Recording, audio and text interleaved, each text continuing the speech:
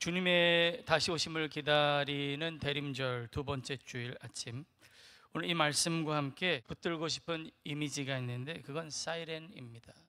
오늘 붙들고 싶은 이미지가 사이렌이라고 그랬습니다. 사이렌. 깨어 있으라, 어느 날에 주가 임하는지 너희가 알지 못함이니라 라고 하신 이 주님의 음성이 사이렌과 같이 우리 귀를 울리길 바랍니다. 그런 취지에서 우리가 영적인 안테나를 바로 세우기 위해 이 바쁘고 분주한 연말에 특별 새벽 기도도 드리고 금요 기도도 이렇게 드리고 있습니다. 여러분들이 함께 해주세요. 늘 기도하시던 분들은 또 기도하시고, 또 그렇지 않은 분들도 이 특별 새벽 예배 기간, 특별 금요 기도의 이 날에 함께 하시는데, 여러분들 그렇죠? 안 하던 거 하면 힘듭니다. 몸살도 나고 여기저기 힘들고 아프고. 그럴 땐 조절하세요. 좀 쉬셨다가 아주 쉬시지 말고 다시 도전해서, 여러분 기도하고 또 하나님께 예배드리는 것이 우리에게 거룩한 습관이 되도록 그렇게 힘쓰기를 원합니다. 사이렌이라는 말이 긍정적으로 지금 쓰이죠. 우리나라 말로는 위험으로부터 우리를 지키기 위한 경보. 그런데 이게 긍정적으로 쓰인 것은 그렇게 오래되지 않았어요. 사이렌이라는 말의 기원을 아십니까? 이렇게 물어보면 모르는 것 같아도 제가 이야기를 하면 아 하고 다 아실 거예요. 그게 뭐냐면 고대 헬라 문학가였던 호머가 쓴 서사시 오디세이에 뱃사람들을 파멸로 이끄는 존재가 등장합니다. 암초로 가득한 바위섬에 앉아서 달콤하지만 치명적인 노래로 뱃사람들을 유인해요. 그리고 결국은 그들을 파선하게 만드는 존재가 있었는데 그들이 사이렌입니다. 선원들은 사이렌이 부르는 노랫소리에 사로잡혀서 자기들이 지금 어디를 향해 가는지도 잊어버리고 가족도 잊어버리고 그저 소리가 들리는 쪽으로 배를 몰고 가다가 결국 암초에 부딪혀 산산조각이 난다는 이야기가 있어요. 이 위협적인 치명적인 위험한 소리 사이렌 이미지는 고대 헬라 문학에서만 있는 것이 아니라 사실은 이게 라틴어로 프랑스어로 우리가 사용하는 영어 사이렌으로 이르기까지 중세와 르네상스를 지나 사실 굉장히 최근까지도 이런 이미지로 쓰였습니다. 위험한 유혹의 상징, 달콤하지만 파멸로 이끄는 유혹의 노래라는 의미였어요. 그런데 이런 부정적인 이미지의 사이렌이라는 말이 전혀 새로운 긍정적인 이미지의 옷을 입게 된 계기가 있었는데 그게 19세기에 일어났어요. 한 과학자가 물속에서도 소리를 낼 수 있는 음향기계를 만들고는 그게 물과 관련이 있으니까 이름을 사이렌이라고 부른 것이 그 시작이었습니다. 이 장치는 나중에 공교롭게도 등대와 안개 속 항해용 신호, 또 공장 근무 시간 알림 같은 용도로 쓰이게 되었고 20세기에 이르러서는 잘 아시는 제1차 세계대전 때 적의 공습으로부터 주민들을 대피하기 위해 만든 경보장치를 사이렌이라고 부르면서 오늘날 우리가 흔히 생각하는 위험이나 재난 상황을 알리는 경보음, 그런 의미로 각인이 되었습니다. 우리 한국 말로는 사실 좋은 의미로만 사용되지만 영어로는 아직도 두 가지 의미를 다 내포하고 있어요. 하나는 치명적인 경보, 이렇게요. 재미있는 점은 이것이 둘 다 어떤 사람을 움직이게 하는 소리라는 공통점을 가지고 있다는 거예요. 처음에 등장한 사이렌은 사람을 파멸로 끌어당기는 유혹의 소리였다면 오늘날 우리가 쓰는 사이렌이라는 말은 사람들을 위험으로부터 피하게 만드는 경보의 소리가 되었다는 거죠. 유혹의 소리. 또 다른 하나는, 사랑하는 성도 여러분, 여러분들에게는 어떤 종류의 사이렌이 울리고 있습니까? 아니면 나는 어떤 사이렌의 소리를 듣고 살고 있습니까? 우리의 영혼을 혼미하게 만드는 미혹의 사이렌인가? 아니면 우리를 잠에서 깨워 구원의 방주로 부르는 주님의 음성이 내 귀를 울리는가? 예수님은 마지막 때를 설명하시면서 이렇게 말씀하셨어요. 노아의 때와 같이 인자의 임함도 그러하리라 라고 하면서 노아의 때를 생각해 보게 하십니다. 노아의 때가 어떤 때였을까요? 여러분, 노아의 때 우리가 얼핏 생각하면 우리 때보다 훨씬 범죄와 폭력이 난무하고 도덕적으로 타락했던 세상이라고 생각할지 모르지만 사실은 그때보다 지금이 훨씬 더 위험한 세상이었어요. 물론 창세기 6장에서 이렇게 당시의 상황을 평가하고 있습니다. 여호와께서 사람의 죄악이 세상에 가득함과 그의 마음으로 생각하는 모든 계획이 항상 악할 뿐임을 보시고 땅 위에 사람 지으셨음을 한탄하사 마음에 근심하시고, 이렇게 표현은 했지만 사실 이들이 어떤 생각을 악하게 하고 어떻게 악하게 살았는지를 자세하게 설명하지는 않으셨어요. 그런데 오늘 우리가 읽은 말씀에서 예수님이 노아의 시대의 악함을 이렇게 설명해 주고 계십니다. 홍수전에 노아가 방주에 들어가던 날까지 사람들이 먹고 마시고 장가들고 시집가고 있으면서, 그렇게 말해요. 그들이 살인하고 도둑질하고 음란하고 이렇게 말씀하지 않으시고 먹고 마시고 장가들고 시집가고 그렇게 말씀하세요. 여러분, 먹고 마시는 것은 우리 생존의 필수적인 일이고 먹을 것과 입을 것을 주시는 것 하나님의 축복입니다. 특별히 장가들고 시집가는 거, 생육하고 번성하라는 하나님의 뜻을 이루는 통로가 되고, 사실 이 결혼과 가정은 하나님께서 만드신 창조의 축복이에요. 그 자체로 절대 죄가 아닙니다. 그런데 왜 이것을 악하다고 하셨나? 39절에 이렇게 말씀하세요.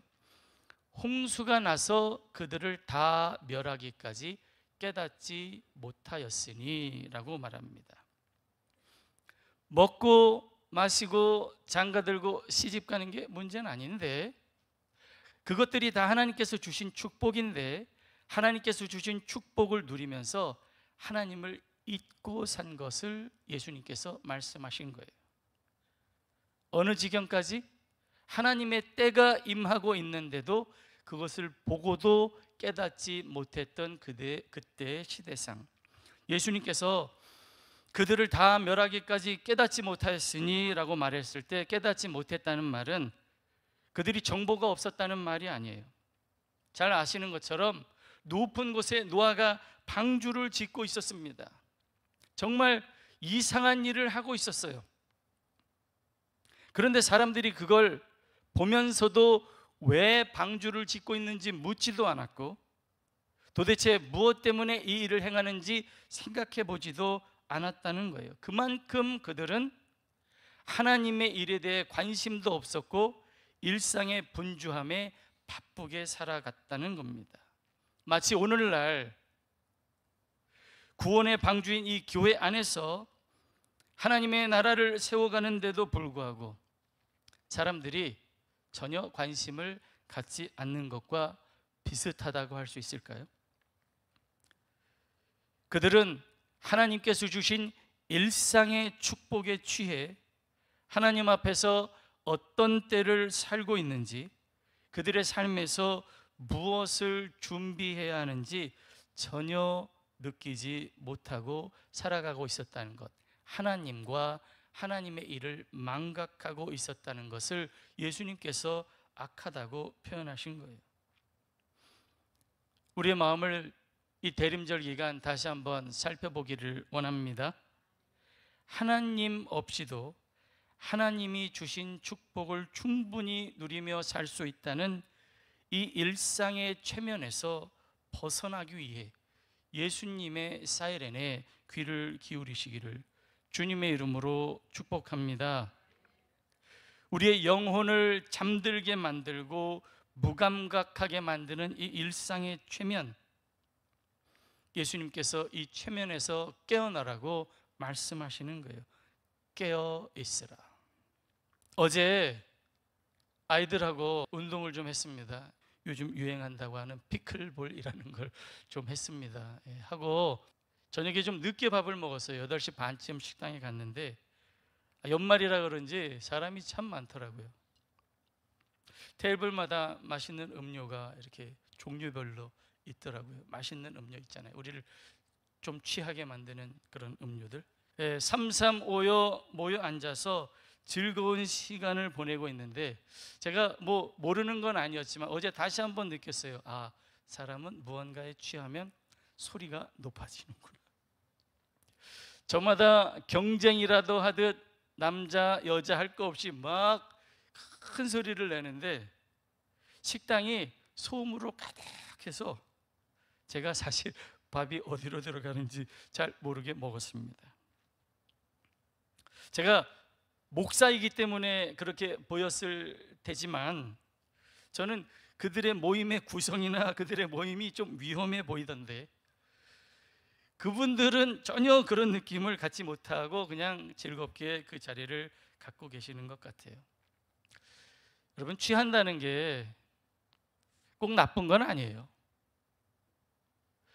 이게 부정적인 의미로 쓰였지만 이것도 긍정적으로 바꿔주신 분이 우리 주님이십니다. 취하고 싶으면 성령의 세술에 취해라, 그렇게 말씀하셨어요. 여러분, 성령의 세술에 한 번은 취해 보시길 바랍니다. 우리 일생에 꼭 우리가 한 번은 경험해 보아야 할 것, 그런 걸 버킷 리스트라고 그러죠. 버킷 리스트. 거기에 성령의 세술에 취해 보기 꼭 한번 적어 보시길 바래요. 거대한 일상의 최면 속에서 깨어나기를 바라는 예수님께서 아주 분명하게 말씀하세요. 그러므로 깨어 있으라. 어느 날에 너희 주님이 임할는지 너희가 알지 못함이니라. 여기 깨어 있으라는 말은 한 시간도 잠을 자지 않고 그냥 눈을 부릅뜨고 있으라는 그 행위 자체를 명령하신 것이 아니라 파수꾼의 마음으로 온통 영적인 감각을 세우고 지금 나는 어떠한 시대를 살고 있는지, 어떠한 시대를 준비해야 하는지 주님이 다시 오실 때를 기다리며 내 삶을 살피며 살라고 하신 말씀이죠. 그러면서 이 깨어있음의 현장이 이 예배당이 아니라 우리 삶의 현장이어야 한다는 걸 예수님께서 비유로 말씀하시는데, 두 사람이 밭에서 일하고 있다가 두 여인이 집에서 맷돌질을 하고 있다가 한 사람은 데려감을 당하고 한 사람은 버려둠을 당했다, 그렇게 말씀하세요. 특별한 장소가 아니라 일상의 한가운데서 우리가 깨어 있어야 한다는 걸 말씀하시는 거예요. 겉으로 보기에는 똑같은 일을 하고 있어요. 그런데 한 사람은 데려감을 당하고 한 사람은 버려둠을 당했다. 그건 이 말씀의 의미는 무엇을 하느냐보다 훨씬 중요한 게 어떠한 마음으로 살아가고 있느냐라고 하는 사실을 예수님께서 우리에게 지금 가르치고 싶은 거죠. 여러분들이 다 목사로 사셔야 되는 거 아닙니다. 여러분 각자의 삶에서 여러분들이 일하며 사시는 거예요. 일을 하지 않아도 가정에서 가정을 돌보며 사시는데 어떠한 마음으로 살아야 하는가? 예수님은 먹지도 말고 마시지도 말고 장가가지도 말고 시집가지도 말라고 말씀하시지 않았어요. 먹고 마시고 장가가고 시집가면서 기억할 것이 있다는 걸 말씀하고 싶으신 거예요.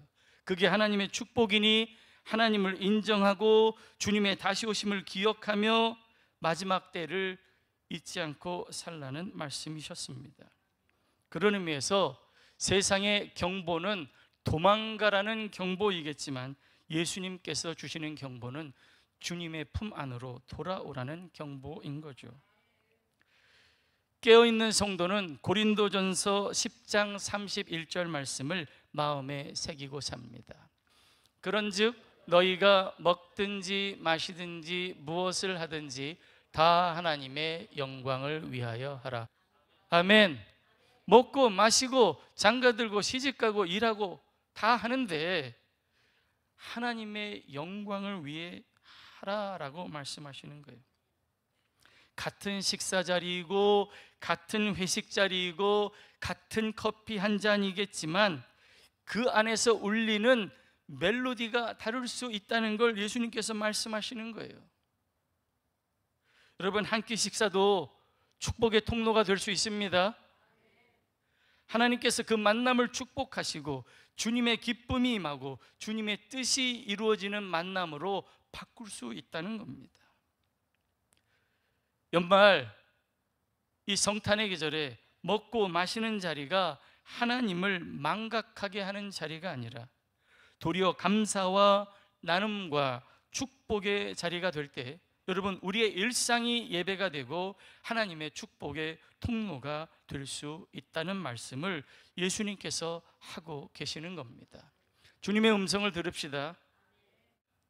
고요하지만 분명하게 우리에게 주시는 주님의 음성. 마태복음 11장 28절에서 30절. 수고하고 무거운 짐진 자들아 다 내게로 오라. 내가 너희를 쉬게 하리라. 나는 마음이 온유하고 겸손하니 나의 멍에를 내게 배우라. 그리하면 너희 마음이 쉼을 얻으리니 이는 내 멍에는 쉽고 내 짐은 가벼움 하시니라. 아멘. 이 주님의 음성이 소망의 멜로디가 우리 심령에 울릴 때 여러분, 우리의 삶에 우리를 파멸로 이끄는 달콤한 미혹의 소리는 사라지게 됩니다. 그러면 불안과 근심과 걱정이 떠나가게 되는 거예요. 조금 잘 되었다고 순간 교만하지도 않고 조금 실패했다고 절망하지도 않게 되는 거죠. 왜 그렇게 됩니까? 우리의 기준이 우리의 눈앞에 펼쳐진 세상의 성적표가 아니라 다시 오실 주님이 우리에게 주실 은혜와 평강이 되기 때문에 그런 겁니다. 사랑하는 성도 여러분, 다시 한번 이 성탄의 계절에 우리 주님께서 주신 말씀으로 여러분들을 위로하고 축복하길 원합니다. 우리 아버지 하나님으로부터 은혜와 평강이 여기 있는 모든 성도들에게 있을지어다. 아멘. 대림절 기간 이미 오신 주님을 기억하며 다시 오실 주님의 약속을 기다리는 이 계절, 다시 한번 우리 스스로 묻기를 원합니다. 지금 내 귀에는 어떤 사이렌이 울리고 있는가? 구원의 방주에 들어가야 하는 이때 온갖 아름다운 소리로 우리를 취하고 파멸로 이끄는 미혹의 사이렌인가? 아니면 잠에서 깨어 여호와의 날을 준비하게 하는 주님의 음성인가? 주님의 음성이 들리기를 소망합니다.